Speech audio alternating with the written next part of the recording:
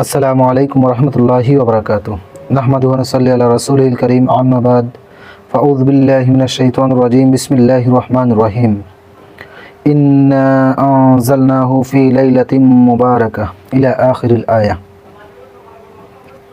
সম্মানিত ভিউয়ার্স, যে যেখান থেকে দেখছেন সবাইকে জানাই আন্তরিক মোবারকবাদ এবং পবিত্র লাইলাতুল বারাতের শুভেচ্ছা অভিনন্দন। গতকালকে আমরা জেনেছিলাম যে পবিত্র কোরআনুল কারিমের আলোকে লাইলাতুল বারাত বা শবে বরাত যাকে আমরা বলি, আজ আমরা জানব যে লাইলাতুল বারাত হাদিসের আলোকে কি বলা হয়। পবিত্র হাদিস শরীফের মধ্যে লাইলাতুল বারাত যেহেতু লাইলাতুল বারাত যাকে আমরা বলি শবে বরাত, শবে বরাত শব্দটি মূলত ফার্সি শব্দ যাকে আমরা শবে বরাত বলে থাকি। কোরআনের তাফসিরের ভাষায় এটাকে বলা হয় লাইলাতুল মুবারাকা, আর হাদিসের ভাষায় বলা হয় লাইলাতু নিসফি মিন শাবান, অর্থাৎ আবার লাইলাতুল বারাআ বলা হয়।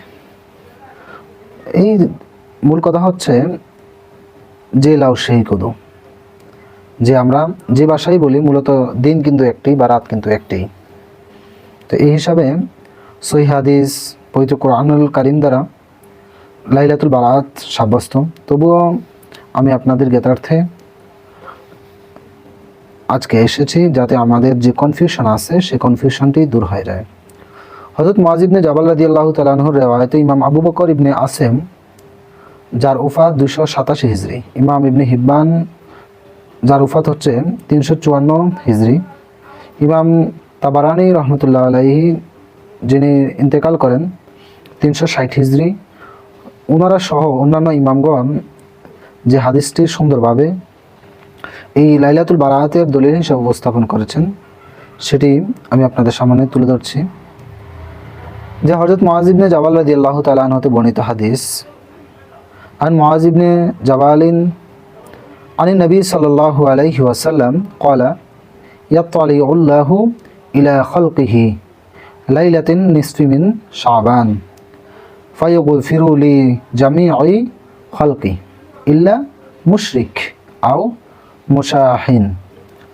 হযরত মুআয ইবনে জাবাল রাদিয়াল্লাহু তাআলা আনহুর এই হাদিসের মধ্যে তিনি বর্ণনা করেন, তিনি স্বয়ং রাসূল পাক সাল্লাল্লাহু আলাইহি সাল্লাম থেকে হাদিসটি তিনি বর্ণনা করেন যে প্রিয় নবী সাল্লাল্লাহু আলাইহি সাল্লাম বলেছেন, শাবানের মধ্য রজনীতে আল্লাহ পাক রাব্বুল আলামিন সৃষ্টির প্রতি বিশেষ নজর দৃষ্টিপাত করেন, মায়ার নজর আল্লাহ পাক রাব্বুল আলামিন দেন। কারণ আল্লাহ পাক রাব্বুল আলামিন তার হাবিবকে এবং তার হাবিবের উম্মতদেরকে স্পেশাল কিছু গিফট দিয়েছেন, তার মধ্যে লাইলাতুল বারাত একটি অন্যতম। এই হাদিস দ্বারাই সাবিত। আল্লাহ পাক রাব্বুল আলামিন তার হাবিবের প্রতি, তার হাবিবের উম্মতের প্রতি ওই দিন বিশেষ একটি নজর দান করেন, দৃষ্টিপাত করেন। ওই দিনে আল্লাহ পাক রাব্বুল আলামিন মুশরিক ও হিংসুক ব্যতীত পৃথিবীতে যত মুসলিম আছে যারা আল্লাহ পাক রাব্বুল আলামিনকে স্বীকার করে রাসূল পাক সাল্লাল্লাহু আলাইহি ওয়াসাল্লামকে শেষ নবী হিসাবে মানে, আল্লাহ পাক রাব্বুল আলামিন তাদেরকে যদি তারা ক্ষমা চায় তাহলে ক্ষমা করে দেন। সুবহানাল্লাহ। এই হাদিসটি ইমাম ইবনে আসেম আস-সুন্নাহর 512 নং হাদিস, সহিহ ইবনে হিব্বানের মধ্যে এই হাদিসটি রয়েছে 5665 নম্বরে। এছাড়া মুজামুল কবিরের মধ্যে হাদিসটি রয়েছে, ইমাম বাইহাকি রহমতুল্লাহ আলাইহির শোয়াবুল ঈমানের মধ্যে আছে, ইমাম তাবারানী রহমতুল্লাহ আলাইহির কিতাবের মধ্যে আছে। এভাবে অসংখ্য উলামায়ে কেরামগণের, হাদিস বিশারদগণের বিভিন্ন কিতাবের মধ্যে এই হাদিসটি আছে। এমনকি এই হাদিসকে অনেক উলামায়ে কেরামগণ তারা বলেছেন যে এই হাদিসটি সহিহ। সুবহানাল্লাহ। কারণ অনেকেই জয়ীফ বলে, মাউজু বলে এই হাদিসকে উড়িয়ে দিতে পারবে না। কারণ বর্তমানে আমরা যেভাবে দেখতে পাচ্ছি যে শুধু সহিহ হাদিসের দোয়াই দিয়ে আমাদেরকে বিভিন্ন ইবাদত বন্দেগী থেকে কিছু বাইরা তারা আমাদেরকে দূরে সরিয়ে দিচ্ছে। কিন্তু এই হাদিসটির সম্পর্কে আল্লামা ইমাম হাইসামি রহমতুল্লাহ আলাইহি যে মাজমুআয়ে জাওয়াইদ এর মধ্যে বর্ণনা করেন, রাওয়াহুত তাবরানীউ ফিল কাবিরি ওয়াল আওসাতি ওয়া রিজালুহুমা সিকা। রাবীগণে কি বিশ্বস্ত, তাহলে যেহেতু রাবীগণ বিশ্বস্ত তাই তাকে মাউজু বলার কোনো সিস্টেম নেই।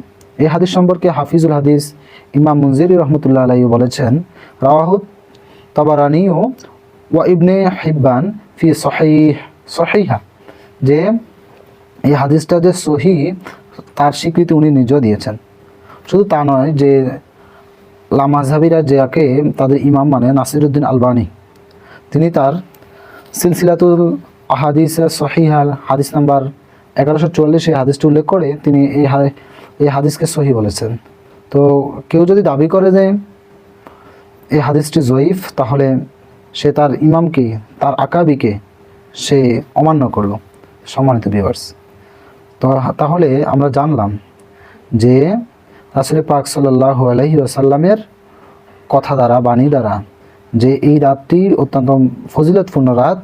এই রাতটি এমন একটি রাত যে রাতের মধ্যে আল্লাহ পাক রব্বুল আলামিন তার বান্দার কথা শুনেন, বান্দাকে মাফ করে দেন, বান্দাকে ভালোভাবে তার নিকটবর্তী হওয়ার একটি সুযোগ করে দেন। সুবহানাল্লাহ। তাহলে আমরা এভাবেই বলতে পারি না যে এটা কোরআন এবং হাদিস বিরোধী। শুধু তাই নয়, হযরত আলী রাদিয়াল্লাহু তাআলা আনহু থেকে বর্ণিত একটি হাদিস এসেছে, যে হাদিসটি ইবনুল মাজার মধ্যে এসেছে, যে ক্বালা রাসূলুল্লাহি সাল্লাল্লাহু আলাইহি ওয়াসাল্লাম ইযা কানাত লাইলাতুন নিসফি মিন শাবান ফাকুমু লাইলাহা ওয়া সুমু নাহারাহা ফাইন্নাল্লাহা ইয়ানজিলু ফিহা লিগুরুবিশ শামসি ইলা সামাঈদ দুনিয়া ফায়াকুলু আলা মিন মুস্তাগফিরি লি ফাগফির লাহু আলা মুস্তারজিকু। রাসূল পাক সাল্লাল্লাহু আলাইহি ওয়াসাল্লাম ইরশাদ করেন, শাওয়াল মাসের 15 তারিখ যখন উপনীত হয়, তোমরা ইবাদতের মাধ্যমে রাত্রি উদযাপন করো এবং দিনে রোজা রাখো। তো দেখা যায় আমাদের অনেক মসজিদের মধ্যে অনেক ভাইরা বলেন এই রাতে ইবাদত বন্দি করা বেদাত, এই রাতে ইবাদত বন্দি করলে শিরক হবে, গুনাহ হবে, এই হবে সেই হবে, আমাদেরকে বিভিন্নভাবে পরিচিত করেন। অনেক মসজিদের মধ্যে আমরা দেখতে পাই এই রাতের মধ্যে তালাবদ্ধ থাকে। তো আমি তাদেরকে বলতে চাই, ভাইরা, এই যে রাসূল পাক সাল্লাল্লাহু আলাইহি সাল্লাম এই রাতে আমল করার জন্য বলেছেন, দিনে রোজা রাখার জন্য বলেছেন, আর আপনারা এই রাতে মসজিদকে তালাবদ্ধ করতেছেন। আপনারা কি আসলে কি রাসূল পাক সাল্লাল্লাহু আলাইহি সাল্লামের উম্মত না নামদারি উম্মত? সে বিষয়ে আমার সন্দেহ আছে। তো যাই হোক, যে রাসূল পাক সাল্লাল্লাহু আলাইহি সাল্লাম ইরশাদ করেন যে এই রাতের মধ্যে আল্লাহ পাক রব্বুল আলামিন সূর্য অস্তমিত হওয়ার পর প্রথম আসমানে অবতীর্ণ হয়ে বলেন, ক্ষমা প্রার্থনার কে আছো, যাকে আমি ক্ষমা করব? রিজিক প্রার্থনা করার কে আছো, মানে আমার কাছে রিজিক চাও, তাহলে আমি তোমাদেরকে রিজিক প্রদান করব। সুবহানাল্লাহ। কে বিপদগ্রস্ত আছো, যার বিপদ আছে আমি তোমাদের বিপদ থেকে মুক্তি দান করব। এভাবে ফজর পর্যন্ত বিভিন্ন প্রার্থনার জন্য আহ্বান করতে থাকেন আল্লাহ পাক রব্বুল আলামিন। তাহলে যারা বলে যে এই রাতের কোনো ফজিলত নেই, তারা আসলেই হাদিস পড়ে না, বুঝে না। এই কারণে শুধু তাই নয়, হযরত আম্মাজান আয়েশা সিদ্দিকা রাদিয়াল্লাহু তাআলা আনহার বর্ণিত একটি হাদিস, যে রাসূল পাক সাল্লাল্লাহু আলাইহি সাল্লামের প্রসঙ্গে তিনি বলেন,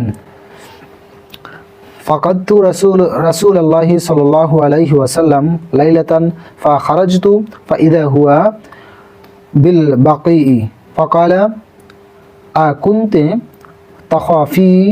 তাখাফিন আন হাইফাল্লাহু আলাইকি ওয়া রাসূলুহু কুলতু ইয়া রাসূলুল্লাহ ইন্নী যানানতু আন্নাকা আতাইতা বাদা নিসাইক ফাকালা ইন্নাল্লাহা আযজা ওয়া জাল ইয়ানজিলু লাইলাতান নিসফি মিন শাবান ইলা সামাঈদ দুনিয়া ফায়াগফিরু লি আকসারা মিন আদাদি শারিল গানামিল কালব। যে হযরত আম্মাজান আয়েশা সিদ্দিকা রাদিয়াল্লাহু তাআলা আনহা বর্ণনা করেন, একবার আমি এক রাতে রাসূল পাক সাল্লাল্লাহু আলাইহি সাল্লামকে ঘরে পাইলাম না। আমি খুব চিন্তিত হইলাম যে রাসূল পাক সাল্লাল্লাহু আলাইহি সাল্লাম কোথায় গেলেন। অতঃপর আমি ঘর থেকে বেরিয়ে তাকে জান্নাতুল বাকিতে পেয়েছি। খুঁজতে খুঁজতে আম্মাজান আয়েশা সিদ্দিকা রাদিয়াল্লাহু তাআলা ওনাকে জান্নাতুল বাকির মধ্যে পাইছেন। তিনি বললেন যে রাসূল পাক সাল্লাল্লাহু আলাইহি সাল্লাম আমাকে বললেন, তুমি কি ভয় করো যে আল্লাহ এবং তার রাসূল তোমার উপর অন্যায় করবেন? আমি বললাম, হে আল্লাহর রাসূল, মূলত তা নয়, বরং আমি মনে করছি যে আপনি আপনার কোনো স্ত্রীর নিকট এসেছেন।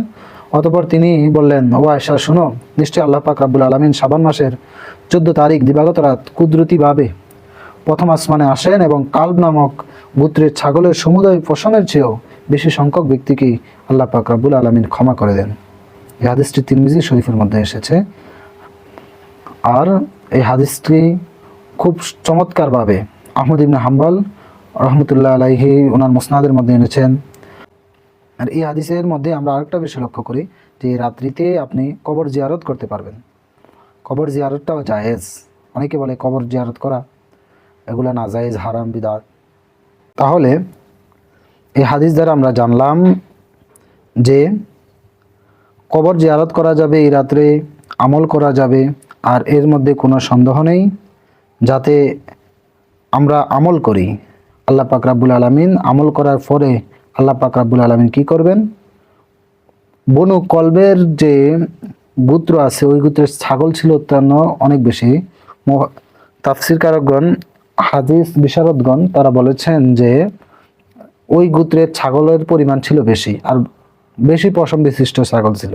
এই কারণে রাসূল পাক সাল্লাল্লাহু আলাইহি সাল্লাম এই গোত্রের ছাগলের কথা উল্লেখ করেছেন, মানে অসংখ্য বুঝাতে, আধিক্যতা বুঝাতে রাসূল পাক সাল্লাল্লাহু আলাইহি সাল্লাম এই গোত্রের ছাগলের কথা বলেছেন। মোল্লা আলী কারি রহমতুল্লাহ আলাইহি উনিও এইভাবেই বর্ণনা করেছেন এর ব্যাখ্যায়।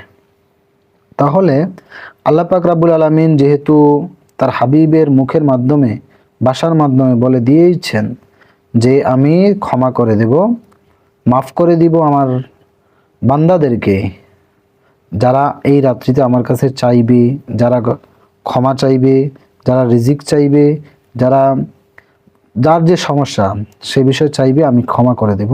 তাহলে আমি আপনি বিদআত, নাজায়েজ, হারাম ফতোয়া দিয়ে মানুষদেরকে বিভ্রান্ত না করে আমাদের উচিত হচ্ছে আমরা যেন মানুষদেরকে বলি এই রাত্রে আসুন ইবাদত বন্দেগী করি, ইবাদত বন্দেগী করে আমরা গুনাহ করেছি সেগুলো যেন মাফ হয়। আল্লাহ পাক রাব্বুল আলামিন আমাদেরকে সেইভাবে আমল করার তৌফিক দান করুক।